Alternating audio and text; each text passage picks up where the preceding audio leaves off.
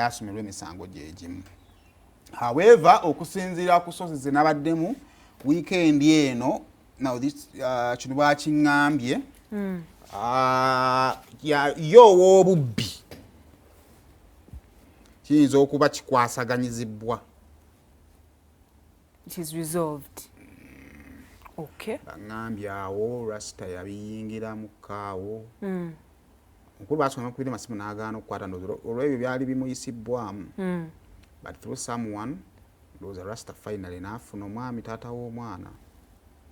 So kiyinza okuba nga bayinza okusaba omukisa babimaliriza out of court. Kaakati guno kye nalabamu kolupole gye nalabamu guno ab'Ensambya abawawaabira tebaaliwo. Abawaabi oluyi oluwaabi ku jjulyo terwalabikako. Kati leero bw'anajja kigenda maybe kugongera okutuwa ekifaananyi singa tebongera ku apiyaringa tetumanyi kijja kuddako awo naye ku jjulyo tebajja. Kati era ali ensikini agenda kudda bamusomera emisango gino osanga maybe banaateekamu ne request ya bail. However, jjukira tannafuna bail yakiri ekyasooka. Kuba luli baali bagambye akomawo nga 9. Okuleka nga banaamuzza leero nga bamaze n'okukola production warrant ey'okumuzza ku guli ogwandibadde ogwamwenda.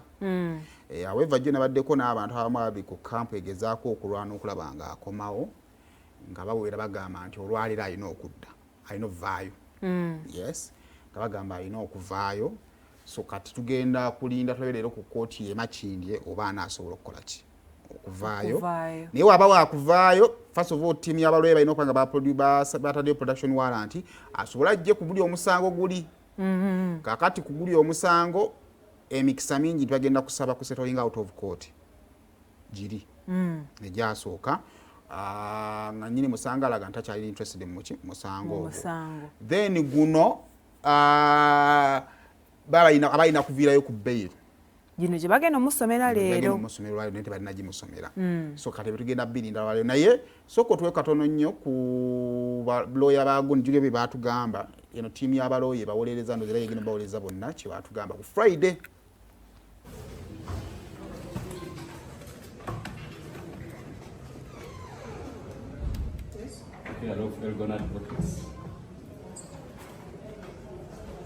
Counsel for the accused persons.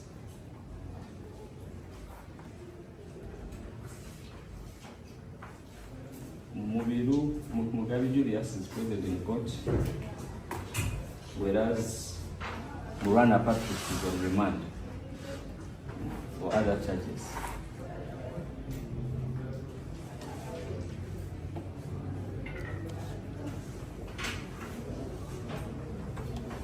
Since my colleague, the state attorney, is not around, we seek for court's guidance.